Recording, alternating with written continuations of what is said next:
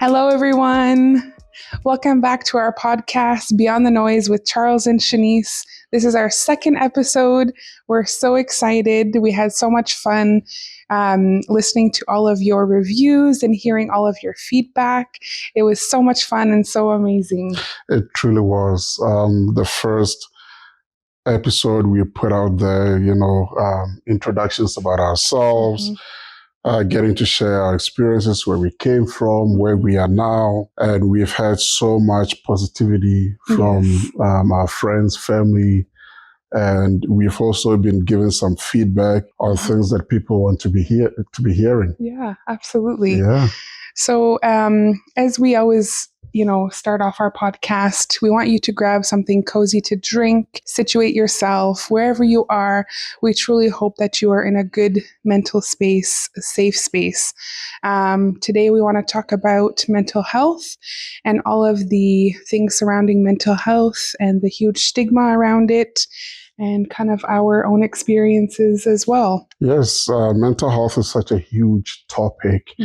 And so when you talk about the subject, it's so broad for a lot of people, and it means so many different things. So today we hope to share with you some knowledge about mental health, what it means, and also the cultural implications around mental health. Yeah. Right. So when we talk about mental health, what does it actually mean? Yeah, that's a huge question. A lot of people, when they think of mental health, they only think of the negative aspects of it. Yes. And oftentimes, while yes, mental health is has that negative connotation surrounding it, there could be a lot of good things that we can discuss with mental health. Yeah, mental health is a positive thing. And you are right, when we talk about mental health, there's so much taboos and stigma around it particularly. And when I think of my African background, mental health is now beginning to surface, is beginning to be a topic that a lot of people are starting to talk about. But if I went to my parents and I said to them, today, I need a mental health day, oh my goodness, my parents will not have a clue what I'm talking about. Right. So I am very happy that mental health is now a topic that people are beginning to talk about in the westernized cultures, or in this part of the world. It's been a topic for so many years, but even now it's still a taboo, right, in so many homes, in so many different cultures and societies, that mental health is not a topic to be talked about. Yeah, that's very true. So we hope to kind of deep dive into how mental health is connected to culture. Yes. Exploring what is mental health from our perspectives, and then kind of discussing our own chosen professional fields, which is directly associated with the topic mental health. Yes. So, deep diving into this, Charles, I wanted to hear your feedback on what you think, or your opinion based on your experiences and your professional background. What is mental health? So mental health means a whole lot of different things. For me, mental health really, it's about the state of mind, a person's well-being. So an individual being able to understand their own functioning abilities, their coping skills and mechanisms. What do they do, or what can they do so they have sound minds, a peace of mind, Right. which also transitions into being able to work productively, being able to connect to your community, the people around you, your families, your friends, right? And also, mental health is also about how we feel, our behavior, and our actions. And I want to touch a little bit about, feelings and behavior, right? So when we talk about mental health, as it relates to feelings, right? People may be going through so many challenges, emotional upsets. It could be up and down. Depends on what it is for them. Yeah. And sometimes people do not take the time to recognize what is going on for them. Right. And they may not ascribe that to mental health. Right. They might just ascribe that to what's going on for them during the day or whatever environmental factors that's going on for them. But we often do not take the time to navigate through our feelings and what's going on for us. That's very true. Yeah, I think, the culture that society has, put out for us in the context of, you must work every day, you must fulfill A, B, C, D. And then at the end of the day, you realize that maybe you're burning out. Yes. You don't take the time to really reflect on, hey, actually, did I actually like how that felt for me today? Did I like, how my day was going? Have I checked in with myself lately and kind of did, my own mental health, check to see if I'm doing okay or not, because we live that fast paced life, work, home. If you have kids, tend to your kids and all of their activities, all of their homework and things they have going on. And at the end of the day, we end up forgetting about ourselves. You are so right. We most times do forget about ourselves. We wake up every day. And you are right. We live in a society that every day you have so many check marks. I've got to get the kids ready. I've got to be at work by 8:30. I have this amount of tasks that I need to complete at work. So you're so goal-oriented. Yep.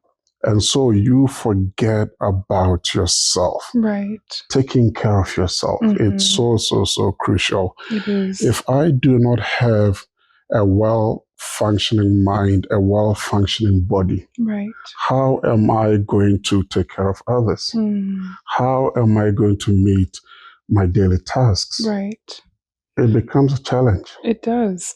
And I think about the saying that it is okay not to be okay. I agree.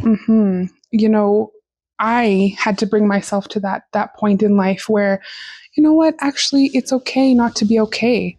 Every day does not have to be perfect. Every day, if I have a checklist I need to go through, and I haven't accomplished maybe even half of it or even one of the things on the list, it's okay. I'm not a robot. We're not robots. We're not made to just function and keep going and going and going. We're going to have our days. We're going to have our ups and downs, but it is okay not to be okay.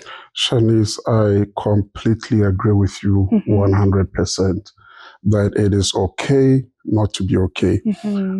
Every day we try to live up to the standards of what society says we should do or should become. Right. We try to make our normal look parallel or similar to someone else's parallel. Right. And that's the issue.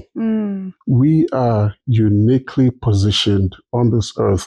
We have our own unique situations. We have our own unique abilities, our own unique coping mechanisms, Right. our own unique set of ideals, values, right? So I can never wake up thinking that my normal has to be the same as someone else's normal. Right. I cannot compare my daily life struggles to somebody else. Right. So I have to come to this understanding that I am different. And it's okay to be different. It is. There's nothing wrong with that. No, not at all.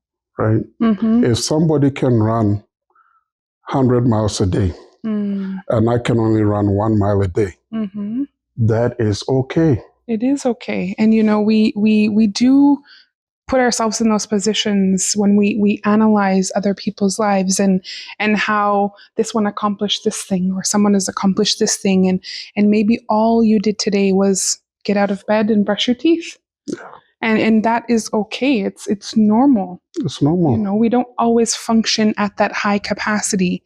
In fact, people who are always being interviewed, always, running those busy lives, and they are doing this and doing that, I can guarantee you their mental health is probably very weak, for lack of a better word. Always functioning, always preparing, always trying to maintain this status quo. But it is okay to just get up and decide, you know what, I'm going to brush my teeth today, and that's all I'm able to do, and get right back into bed. And that's okay. It's okay. And I want to speak directly to people in those high functioning areas, people with big jobs, big tasks to accomplish, the directors, the CEOs. We've both been in those positions before, and we understand how lonely it can get to the top. You go through so many circumstantial issues that you cannot just talk to anybody about it. These are highly confidential items that comes up. Right. And so you are left with burning decisions, burning thoughts, and you just don't know who to talk to. Right. You can't just blurt everything out there because you don't know where it's going to end up. You don't know where the implications are going to lie. Yep. So a lot of people who are in high functioning positions often are stuck, right? They feel so lonely. Right. They feel as though there's nobody to talk to. And I want to say to you that if you can find that one person that you confide in, Shanice is someone that I totally confide in. Right. I can share my deep secrets with you. I can share my vulnerabilities with you. Right. Because at the end of the day, I know that it's not going anywhere. At the end of the day, I know that you're not going to publicize that on Facebook. Right. Oh, can you believe what Charles said to me today? Right. Charles said A, B, C, D. Wow. Right. It's not going to go anywhere. Yeah. Right. So I often think about the mental health of people in those positions. Right. When I see them driving by or even walking by, I ask myself, how are they doing? When I meet people in general, I have this tendency of asking, how are you doing? Yeah. And I mean it. We live in a society that we are so individualized in our own ways. That's very true. You and I come from a collectivistic culture, meaning that we exist because of others. We depend on others for our existence.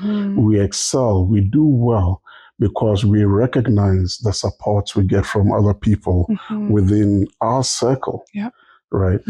But then when you look at the westernized cultures, right, especially in Canada that we live in, it's so individualized, every person on their own. Right. Right. When I used to live in Toronto, trust me, Shanice, I used to be scared to go to my neighbor's house if I wanted to borrow salt. Right. Right? You get that scared because you don't know if your neighbor is going to call the police on you. Right? Right. So that's how individualized we become, everybody in their own silos. Right. Yeah. And that is detrimental to our health, to our mental health. It is. Even to our communities, Yes. that we have around us, that we come from. And because mental health is such a taboo topic to talk about, a lot of times it's pushed under the rug. And so people who truly are faced with challenges surrounding mental health oftentimes don't seek for help, don't inform anyone, they just don't talk about it. No. And so, understanding mental health is such a deep conversation that we truly hope to hit and dive right into, as we discussed today, because prior to furthering my education and obtaining my bachelor's of social work, I understood mental health, but it has a lot of negative understanding surrounding it. And so if you even talk about mental health, if you say you had a bad day, or if you say you have such a rage within you, you need to go and smash something, people start to view you differently. Yes. They start to think, wow, this person's crazy. We all within us have emotions. We are human beings. And so when something makes us angry, we have to process that anger. If something makes us sad, we have to process that sadness. And how we grew up, specifically surrounding our own cultures or different cultures we're raised in, and understanding how to process emotions is very vastly different for everyone. Yeah, it's so intertwined in many different ways, especially with how we were raised. As we talked in the previous episode, our adversities that we both have gone through, have seeped within our adult lives and have impacted our abilities to properly assess and function and make informed decisions. And we can speak on that a little bit deeper, Charles. But for myself, there's a huge line of mental health challenges within my own family. It is very deeply rooted, and it's intergenerational. It goes back, and it has a lot of surroundings of alcohol and abuse. And so as you grow up and you start to see those different patterns within your family, and you realize, I don't know if I want to continue this pattern with my own family. There's a lot of mental health challenges surrounding that. Personally, going through that and figuring out, okay, this is what's within my family, but I don't need to carry it on. I don't need to continue. Although within ourselves and understanding how genetics works and the human life and how we're all created, from our mothers and our fathers, and the different personalities we can obtain from them, we do still have that ability to take that and not change, but take that and decide a different life trajectory for ourselves. Exactly. You are so right. When we talk about, again, still on the topic of taboos and stigma, as it relates to mental health, as I mentioned earlier, I was never in a position to tell my parents, I am having a mental health day today. I will get that slap across my face because my parents did not understand mental health. They don't know what mental health is, right? So it's still a new topic. It's still surfacing on so many different levels. Yeah. And I really want to say to people that mental health is a real thing.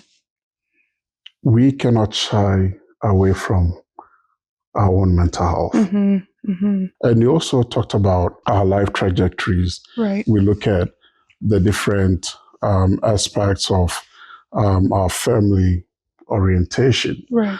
Alcohol is one major theme that keeps appearing in my family. I had two uncles who died from alcohol. Right. Overuse. I have a brother who died from drugs overdose, right? So mental health, of course, is correlated to addictions or substance use struggles. So we need to be able to identify these patterns within our families. And we have to make conscious decision that this is not going to also impact my life. Right. But making those decisions, I tell you, is extremely hard. It is. Sometimes for some people. It is. And, with that, deciding, maybe you're recognizing those patterns within your family lineage and deciding that you want to be a different person or maybe have a different life path and kind of change those narratives. A lot of negative comments come with that, and personal experience. People perceive me as someone who might be better than everyone else, or someone who is too proudy. I hear that a lot. It cuts very deep, when you're trying to better yourself and trying to do good for your family, not necessarily shooing everything away and forgetting about everything, but realizing that it has to take someone within your family to realize, what, maybe we can start changing narratives here. But hearing that a lot is like, oh, this person's better than everyone else. They think they're better than everyone else. Look at them being so proudy. And half the time, these are the most humble, most hardworking and selfless people that we talk about. You're right. Mm-hmm. There's this saying that if we had a group of people here, mm-hmm. and if we were all to write down our problems, mm-hmm. and you also get the opportunity to see the problems that people are dealing with, you would most likely pick up your own problem. Mm-hmm. You won't take someone else's problem. Mm-hmm. Right? So as humans, we can be so quick to judge people based on how they appear, how they look, how they walk, but we often forget that not everybody has it easy in life. Yep. I don't believe in that. I think we all have so many struggles in life, and we can't always put it out there. Right. We come through so many. For you and I, we have our own historical traumas mm-hmm. that follows us. Right. My ancestors going through the times of slavery. Right. Your ancestors going through the residential school systems, mm-hmm. the 60s scoop, mm-hmm. the TB crisis. Right. So there's a lot of commonalities and that you and I have, and which also transitions or translates to what we call intergenerational trauma. Exactly. So some people are born with their own trauma. Right. Mm-hmm. And these are not traumas that it's as though we wanted it for ourselves mm-hmm. or that we sought for it. Right. These are traumas that pre-existed mm-hmm. and we were born into it. Exactly. So as you said, we have to get into those positions where we can begin to navigate mm-hmm. through our own lives mm-hmm. and also make conscious decisions on changing the narratives. Mm-hmm. But then there's this common saying that you just have to strap on your boots and get to work. Right. That is never the case for everyone. Mm-hmm. There's also the saying, if I can do it, you can do it. Mm. It's never the case. Yeah. Right? Mm-hmm. We talked about different coping mechanisms. Mm-hmm. Right? If somebody can run 100 miles a day, mm-hmm. somebody may only be able to run 1 mile a day. Exactly. Or not even a mile a day. Mm-hmm. The magnitude of whatever life issues they're dealing with could be quite detrimental, could be quite severe. Someone may have brain-based disabilities, and it may not be that physically known, but it could be through behaviors mm-hmm. and actions. FASD as an example, fetal alcohol spectrum disorder. Mm-hmm. Right? A lot of people think about it and like, most people with FASD, you can see it on their facial features. Right. And it's not so much to do with that. Right. It's mostly shown in behaviors. Mm-hmm. Mm-hmm. Right? You may see them as normal people. But they might have severe neurodiverse issues that they are dealing with. Mm-hmm. So that saying of strap on your boots and get to work, or mm-hmm. if I can do it, you too can do it. I want to challenge that idea a bit. Right. It's not the same for everyone. It's not. And what I was saying before is, even if you just get up and you step foot out of your bed for the day, brush your teeth, it's a similar thing as what you're saying. Some people only have that energy, that ability to do just that one task for the day. and then they're right back into, So it's not as simple as just strapping on your boots and get going for the day. No, we have to meet people where they are at. That's very, very crucial. Right. We cannot have these self-imposed ideas and then we have to keep thinking that the way that we function, somebody else can function similarly to us. Right. That is wrong. I agree. We all have our set of ideas, our goals, our challenges. We have our own capabilities. Yep. And it's okay to recognize that. Right. Especially in the workplaces. Yeah, the workplace is huge, and being in the professional field we are in, helping run a nonprofit organization and the other things that we are tied to, the corporate life is not easy. There's so many different things attached to it. I myself have gone through working for federal government, for governmental agencies, and just the typical 9 to 5. You're kind of in this box of work you can do. And as social workers, and many who can probably relate, if you cannot function within just a simple box, it's going to affect your mental health. Talking more about the corporate life, managing the employees that we do manage through the nonprofit organization, we have to consider a lot of the times, what is this person going through? It's not more of like, what's a problem with them? What happened to them? What happened for them to behave, or to them to behave this way? You are speaking my language. The key question is, what happened to them? Right. You walk into the office, you greet your colleague, and then they don't respond back. A quick reaction is to say, what's wrong with you?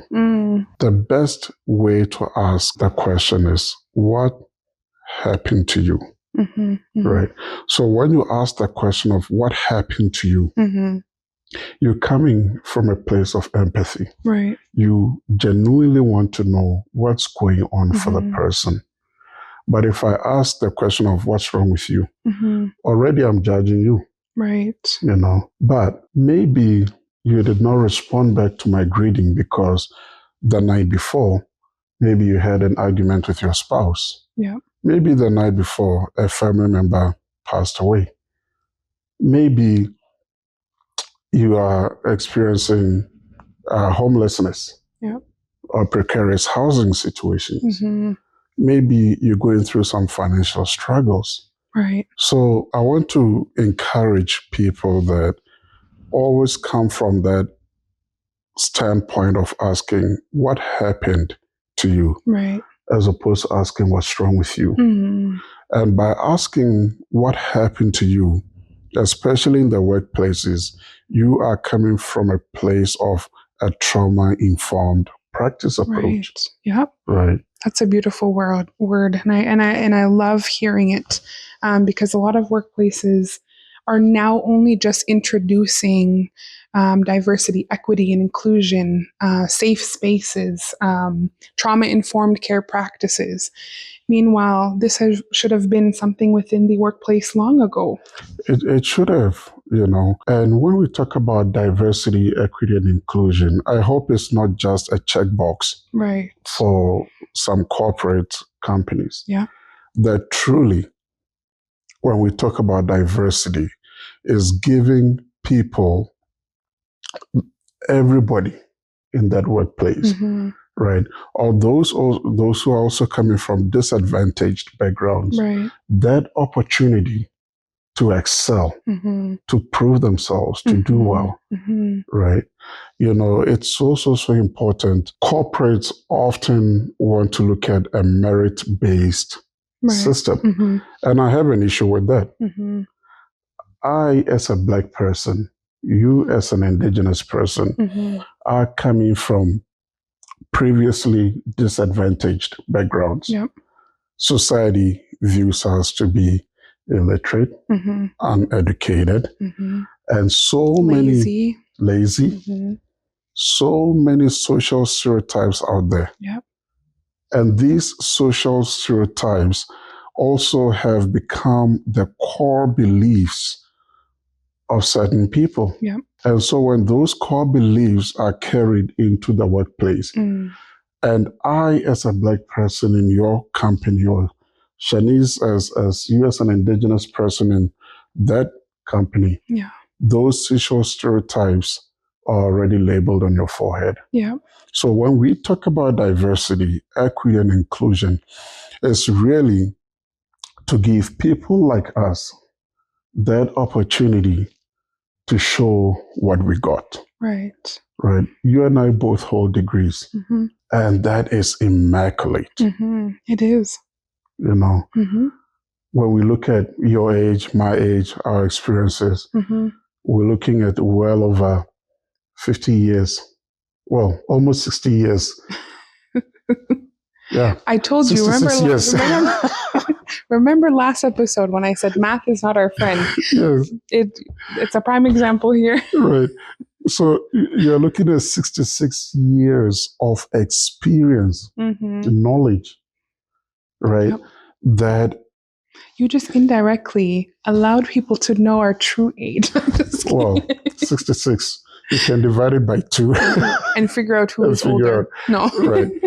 But the beautiful thing is these are the amount of years that you and I both have, and you cannot write this in any history book. No, you can't. You can't even begin to fathom it. You know, so coming back to diversity, equity, and inclusion, I hope companies, I hope this corporate world, I hope society in general can begin to recognize that, yes, we want to believe, we want to keep fighting for equity. We want to keep fighting for justice for all. And if we are truly going to do that, we have to take a step back and recognize where people are coming from. Yeah. And, you know, along that same lines, we talk about contributing to our own communities, whether your community is your home community or the community you've built at work, the community you've built playing sports, whatever the community you've built. And you can be a voice for others, those that cannot be voices for their own. You know, create those safe spaces for people to feel comfortable, to come to you, or whether it's that community you've built.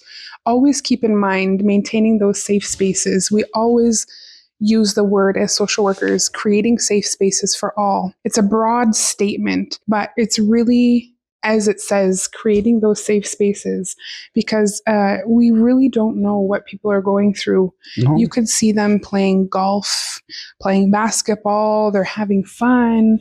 Then the next thing you know, they could get a message, a phone call, or if someone reminded them of something, and then, you know, that their ability, their not inability, but they're not able to process whatever they're going through. And then they decide to end their life. And just echoing what you are saying about creating safe spaces, it's not just about a physical space. Right, yeah. But your aura, our aura, as individuals, as collectively, as a society, creating that calmness around you. Yeah. Being able to be a person of confidence, a person that people can trust. Right. A person that somebody can just come to and share with you what's going on for them. Right. Those are creative. That's what we call creating those positive spaces. Yeah. Right. So people feel welcomed. They feel that I can come to you and just download my mind to you. Right. What's going on in my mind. That's very, very important. It is very important in today's world. Right. Yeah. No, thank you for pointing that out, that, you know, creating safe spaces is not only that physical space, but what you present to others. And it's that ability to recognize your own struggles, your own challenges, but saying, you know what, it is a hard day, but it's not a bad life. I think that's how maybe the saying might go. No, I actually like what you said. It is a bad day, but it's not a bad life. Right. All is not lost. Exactly. You're still able to pick yourself back up, and there's no time frame. A lot of people, this is, going back to the corporate life of things. When you have a specific time frame of allotted leave time you can take, specific time frame of vacation. Now they're introducing maybe mental health days. I started noticing that as well. And that is a very strict timeline, because as human beings, healing is not, what is the saying? Healing is not linear. It's not. Healing is not, it should not become, constrained within a time frame. No, healing is continuum. Exactly. It does not start today and end tomorrow. There's no time frame on when you can grieve, or when your bereavement leave needs to end, or those kind of things. There's no time frame, and it's about speaking up for yourself and saying, obviously being respectful and mindful of who you're dealing with, but you have to find that inner voice to tell yourself, you know what, it's okay not to be okay. And you work through the processes of what you need to do for the day. And also just to recognize that when we talk about mental health, it is also connected to culture. Right. In the westernized world that we both live in, people are able to express what is going on for them, right? Emotionally, how they're feeling. Yeah. And that's wonderful. But when you have people like me, from an African background, right? For us, we express our mental health differently. If I'm having a bad day, and I'm not saying it's every African that does it, right? But the majority, if I'm having a bad day, if I'm stressed, it's very hard for me to express how I'm feeling. And even till today, I still have those struggles. When I was doing my social services worker diploma program, my instructor asked me to just write about my feelings. And that was one of the hardest papers I've had to write. Yep. It was hard, right? So how mental health is connected to culture, particularly for people from an African diaspora, is we often express that through what is going on in our body. Right? We call those somatic symptoms. Right.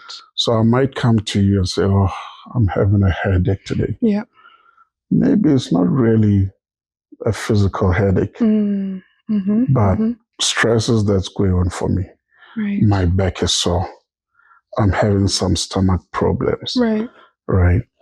Mental health can also appear in our bodies.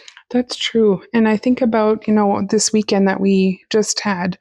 We had plans of recording a podcast this weekend. But, being the person I am and connected to you, I recognize that, you know what, maybe Charles, you need to just take a little breather for today, because your leg was paining you. It was sore. And although it's probably connected to many different things, many different stressors, I recognize that, you know what, I think today let's just relax and have a day where we sit in front of the TV and go through our favorite shows, because sometimes it's that important, is recognizing, and spouse or not, with your friends, your colleagues, and just recognizing maybe they're not doing okay, or not that they're not doing okay, but maybe they're just off that day, and saying, hey, I've noticed you're not yourself today, you're not feeling yourself. Let's just take a little breather today. Yeah. And I'm so glad you called that yesterday. We said we binge watched, was it Amazon Prime? Yeah, The Better Sister on Amazon Prime. The Better Sister on Amazon. was on Prime. That was such a phenomenal show, a series to watch. Yeah. But I am particularly happy that you were able to recognize that. And we took the whole day off. We didn't do anything. Yep. And sometimes it's okay too. Yep. You don't have to be productive every single day. Yep. So we took the day, we watched the series. Yep. And I'm feeling much better today. I'm able to walk faster. Yep. Whereas over the weekend, I was limping. I could barely function. Yep. So we took a mental health day yesterday to do absolutely nothing. Yep. I don't know whether they call it brain rotting or whatever the terminology they use nowadays, but we binged, and it was definitely needed. It was. Feeling so grateful for today. Yep. Able to function better. My mind is clear. I'm not worried about anything. No, it's very important. And then continuing on to like how it connects to culture, even within my own being Indigenous and Caucasian descent, predominantly growing up under my father's care, who is Caucasian, mental health was never discussed up until today. Even if I call my dad and I tell him, Dad, I'm really struggling mentally today. I'm just not having it. I'm not feeling good today. Right away, he'll panic and he'll kind of like, okay, well, what can I do? You need to relax. And it's like, no, I'm just expressing myself, and it's normal. There doesn't need anything drastic to happen. I don't need you to come to my rescue. While I appreciate him and his concern, sometimes all we want to do is just express ourselves and say, you know what, I'm not feeling the greatest today. I know we had plans today, but it's a part of that communication, and not a lot of people have that or are able to find that within themselves to communicate. But you don't need to express your whole life story. Just simply, I'm not doing okay today. Yes. And you've had to teach me the greatest lesson in life, learning to listen. Right. You would express to me what's going on for you, and I would quickly want to problem solve, give you advices, solutions. Okay, we're going to troubleshoot this like A, B, C, D. Right. I had all the steps aligned. And then I had to learn that all you wanted to do was just express what's going on for you. Yeah. You didn't want any advice, any solutions. And really, that's what people are looking for sometimes. Not that they want any advice or any solutions, but just to be an ear for them. And that alone, in its simplicity, is healing. It truly is.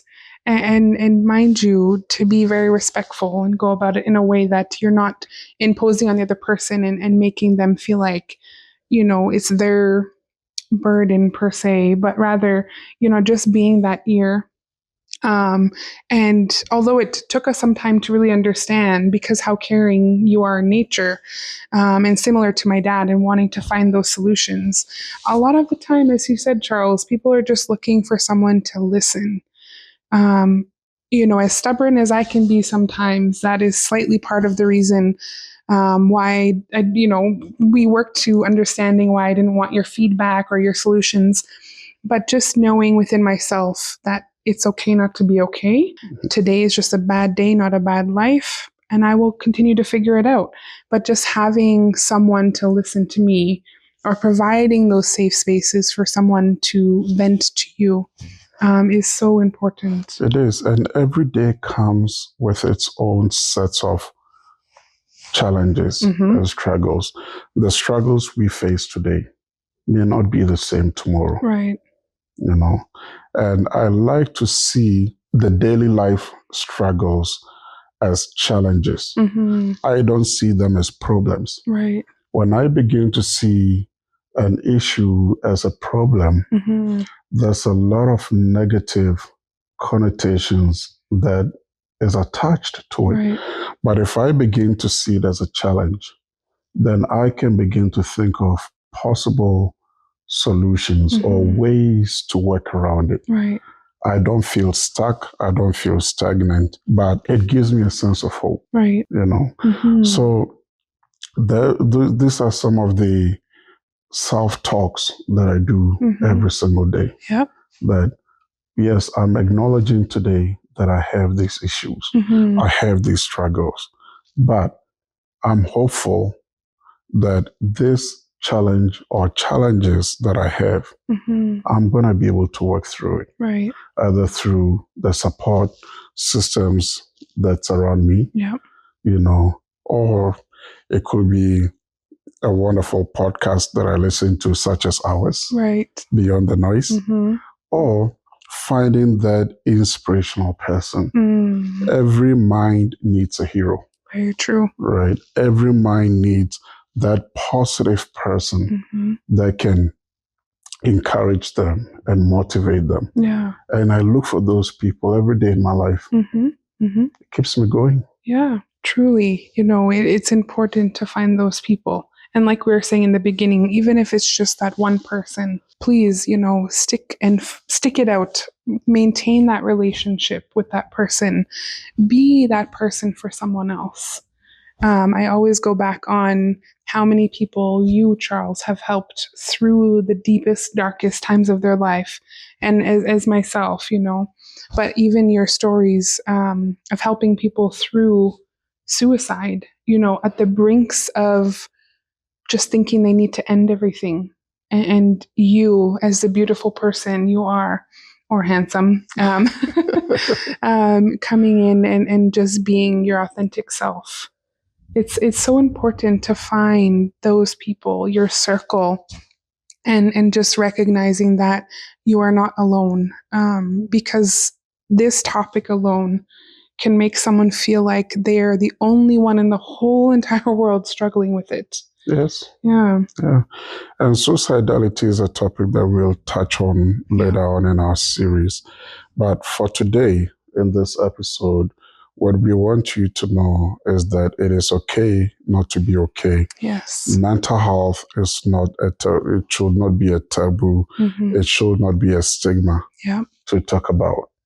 I don't want to think of, we don't have enough time now, but we can talk about how mental health also affects, people from different religious backgrounds, right? Yeah. Later on in our series. Yeah. But today we want you to know that do not be afraid to talk about your mental health. Yep. And we hope that you can find at least that one person that you can confide in and that you can talk to. Or you are that one person for someone else. Yes. And please, we know that this is not an easy subject to talk about. We are always available. If you know us, you don't know us, we are easily accessible to people. Although I do believe majority of our viewers know us in some sort of capacity, and we really appreciate all of you for tuning in. But if you ever feel the need, you want to talk to someone, and you don't know who that one person may be, Charles and I are always available, and we always create those safe spaces. No matter what the schedule or the day looks like, I know for one that Charles and I prioritize making meaningful connections with others. Yes, we are so easy to talk to. Yeah. And we are one of those people that you can just come right into our home. If you want coffee, we'll give you coffee. If you want tea, we'll give you tea. If you want water. What we are trying to say is that we try to create those positive, safe spaces for people. Yes. So we want to thank you for watching this episode. And as always, we welcome your feedback, your recommendations, and any subject that you think is well within our capacity to talk about. Please do not hesitate in sharing with us. Absolutely. It's been another great episode, and we look forward to that feedback and furthering our deep dive discussions. So once again, this is Beyond the Noise with Shanice and Charles. We'll see you next episode. Take care and be happy.